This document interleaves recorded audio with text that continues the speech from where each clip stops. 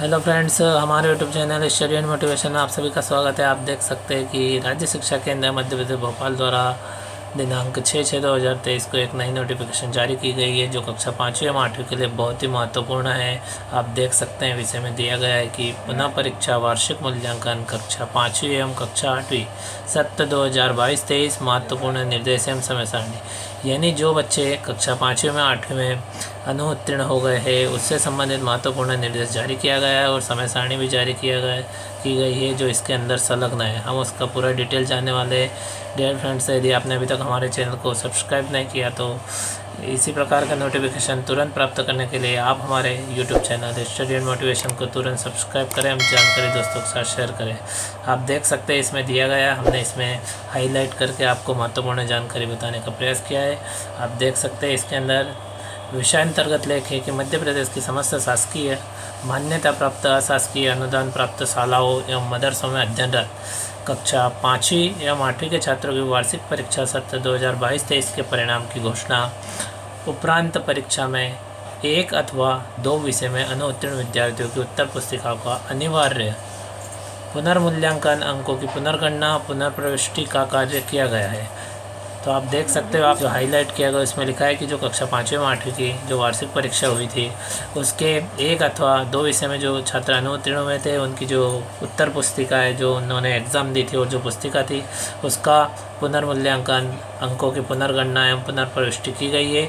और जो नया संशोधित परीक्षा परिणाम है वो 5 जून को घोषित किया जा चुका है। जो RSK की जो MP ऑनलाइन की जो लिंक है उसको खोल के आप अपना रिजल्ट देख सकते हैं और रिजल्ट देखने संबंधित वीडियो भी हमारे चैनल में अपलोड है, तो आप चैनल में जाके वह वीडियो देखकर अपना रिजल्ट तुरंत प्राप्त कर सकते हैं। इसी क्रम में आप देखेंगे तो वार्षिक परीक्षा में न्यूनतम अहरकारी अंक प्राप्त नहीं करने वाले एवं अनुपस्थित परीक्षार्थियों को विशेष कक्षाओं के माध्यम से अतिरिक्त शिक्षण प्रदान कर पुनः परीक्षा का अवसर प्रदान किया जाना है। यानी जो बच्चे अनुत्तीर्ण हो गए उनके लिए पुनः यानी फिर से उनकी परीक्षा होना है। और परीक्षा की जानकारी आप देख सकते हैं कि कक्षा 5वीं 8वीं पुनः परीक्षा सत्र 2022-23 की जो परीक्षा होना है आप यहाँ देख सकते हैं कि दिनांक 22 से 28 जून 2023 के अवधि में होना है और समय सारणी संलग्न है। हम समय सारणी का भी विशेष पूरी डिटेल जानने वाले हैं। इसी क्रम में आप देख सकते हैं तो जो महत्वपूर्ण बिंदु है वो बिंदु क्रमांक 1 में आप देख सकते हैं महत्वपूर्ण निर्देश दिए गए हैं।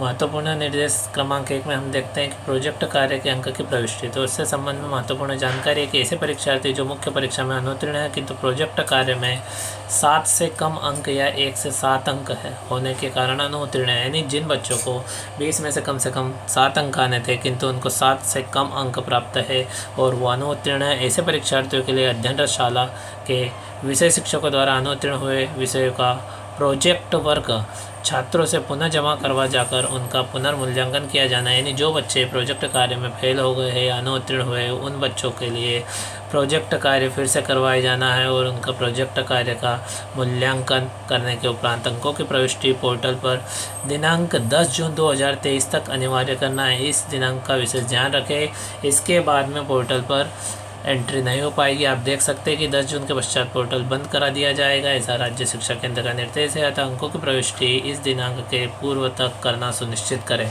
इसी क्रम में हम आगे बढ़ते हैं तो बिंदु क्रमांक 2 की बात करते हैं। तो आप देख सकते हैं बिंदु क्रमांक 2 में दिया गया कि गलत विषय अंकित होने की दशा में, यानी किसी कारणवश छात्र के प्रवेश पत्र में या परीक्षा में गलत विषय अंकित हो गया है तो ऐसे विद्यार्थी जिनके विषय कतिपय कारणों से त्रुटिवश यानी गलती से गलत अंकित हो गए या अंक सूची में विषय में सुधार की आवश्यकता है तो इस प्रकार के प्रकरणों में विषय में सुधार हेतु संबंधित शाला प्रमुख द्वारा आवश्यक दस्तावेजों के साथ BRC कार्यालय दिनांक 7 से 8 जून 2023 तक आवेदन प्रस्तुत करना है। यानी ये जो तिथि दी गई है इसमें जितनी भी तिथियाँ दी गई है जो विशेष उनका ध्यान रखें। और इसी क्रम में आप देख सकते हैं हाईलाइट किया गया है कि 10 जून तक DPC अपने लॉगिन पासवर्ड से पोर्टल पर विषय में सुधार कर सकेंगे, इसलिए हमें 7 से 8 जून तक आवेदन प्रस्तुत कर ही देना है।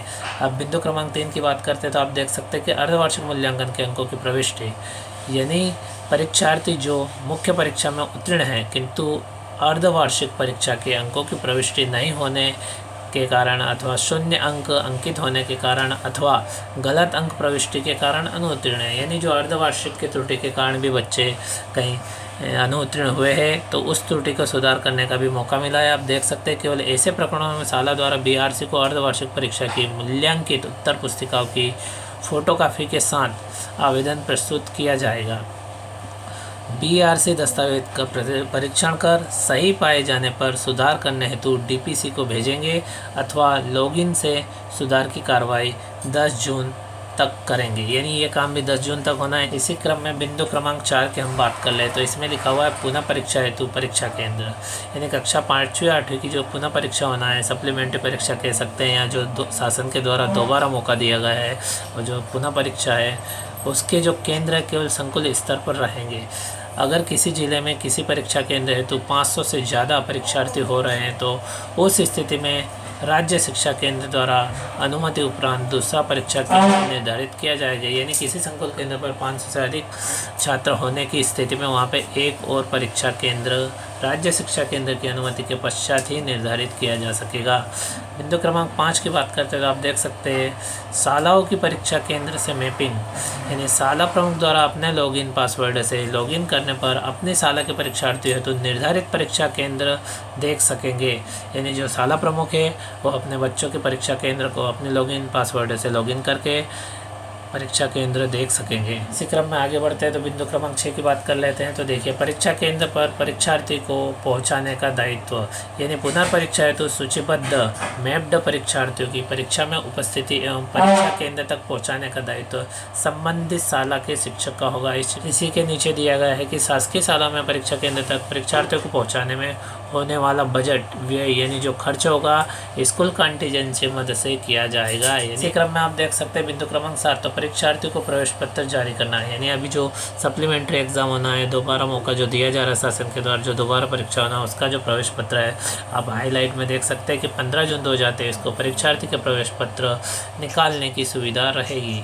आप देख सकते हैं कि त्रुटि के संबंध में भी यहाँ पे परीक्षा परिणाम में त्रुटि न होने संबंधित प्रमाण पत्र के संबंध में भी यहाँ पे निर्देश जारी किया गया है, जिसकी तारीख 10 जून तक निश्चित की गई है। नंबर 9 पे हम देख रहे हैं तो अन्य निर्देश, महत्वपूर्ण निर्देश जारी किए गए। आप देख सकते हैं कि पुनः परीक्षा उत्तर पुस्तिकाओं के मूल्यांकन है तो मूल्यांकन केंद्र पूर्वानुसार रहेंगे, जो पहले तो वही रहेंगे। इसी में बिंदु नंबर 2 देखेंगे तो आप देख सकते हैं पुनः परीक्षा में केवल वही छात्र सम्मिलित होंगे जो मुख्य परीक्षा में अनुपस्थित रहे, यानी जो बच्चे किसी कारणवश उपस्थित नहीं हो पाए और अनुत्तीर्ण हुए। ये दोनों प्रकार के जो छात्र हैं केवल उन्हीं को ही उपस्थित या सम्मिलित किया जा सकेगा। मुख्य परीक्षा वार्षिक मूल्यांकन सत्र 2022-23 में प्रोजेक्ट कार्य आंतरिक मूल्यांकन में अनुत्तीर्ण अनुपस्थित परीक्षार्थियों से पुनः परीक्षा हेतु पूर्व प्रदत्त प्रोजेक्ट कार्य करवाए जाए। यानी हमने पूर्व में चर्चा की प्रोजेक्ट कार्य की, वो प्रोजेक्ट कार्य करवाना है। जो बच्चे वार्षिक मूल्यांकन परीक्षा के प्रोजेक्ट कार्य में अनुत्तीर्ण हुए या अनुपस्थित रहे।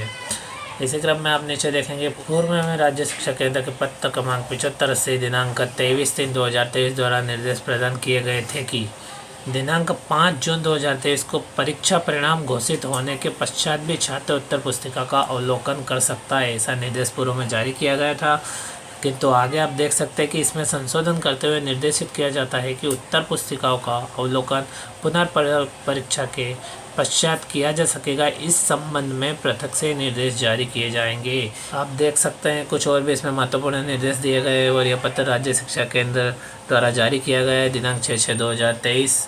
इसमें समय सारणी भी संलग्न है। हम बात कर लेते हैं कि कक्षा 5वीं एवं 8वीं का किस विषय का पेपर किस दिन होना है। आप देख सकते हैं कि ये जो कक्षा 5वीं एवं 8वीं की पुनः परीक्षा का टाइम टेबल यहाँ पे जारी किया गया है और वर्ष 2022-23 लिखा हुआ है। जो समय है आपका, जो परीक्षा का समय है वो सुबह 9 बजे से 11:30 बजे तक रहने वाला है। और आप देख सकते हैं पहले कक्षा 5वीं की समय सारणी दी है, उसके संबंध में हम चर्चा कर लेते हैं। तो 22/6/2023 गुरुवार से, यानी 22 जून 2023 गुरुवार से आपका प्रथम भाषा विशिष्ट हिंदी या विशिष्ट अंग्रेजी या विशिष्ट उर्दू या मराठी, जिन बच्चों का जो माध्यम है उस विषय का पेपर होने वाला है। और अब दूसरा पेपर है वो 23/6 को होने वाला है। इसी क्रम में आप तीसरा पेपर जो देख सकते हो 24, फिर 26 और 27, 28 इस प्रकार से कक्षा 5वीं के बच्चों की परीक्षा 22 जून 2023 से प्रारंभ होकर अतिरिक्त विषय यदि है तो 27/6/2023 तक संपन्न होने वाले हैं। इसी प्रकार कक्षा 8वीं के प्रश्न पत्र की हम बात करें तो 22/6/2023 को प्रथम भाषा यानी विशिष्ट हिंदी, यदि विशिष्ट अंग्रेजी है तो विशिष्ट अंग्रेजी का, उर्दू वाले का उर्दू विषय का, मराठी माध्यम वाले का विशिष्ट मराठी का पेपर संपन्न होने वाला है। इसी प्रकार क्रमशः अगला पेपर 23, उसके बाद 24, 26, 27 एवं 28/6/2023 तक कक्षा 8वीं की परीक्षा संपन्न होने वाली है। आप देख सकते हैं इसमें नीचे दिव्यांगजन अधिकार अधिनियम 2016 प्रावधानानुसार निःशक्त विद्यार्थियों को मूल्यांकन निर्देश अनुसार अतिरिक्त समय लेखन अनिवार्य रूप से प्रदान किया जाएगा। इस प्रकार से आप चाहे तो इस समय सारणी का स्क्रीनशॉट ले सकते हैं या नोट कर सकते हैं और अपने दोस्तों के साथ में यह वीडियो शेयर करें ताकि समय पर सभी को जानकारी प्राप्त हो सके और परीक्षा की तैयारी कर सके। और इसी प्रकार की नोटिफिकेशन प्राप्त करने के लिए आप हमारे YouTube channel study and motivation को तुरंत सब्सक्राइब करें, हम जानकारी दोस्तों के साथ शेयर करें। Thank you friends.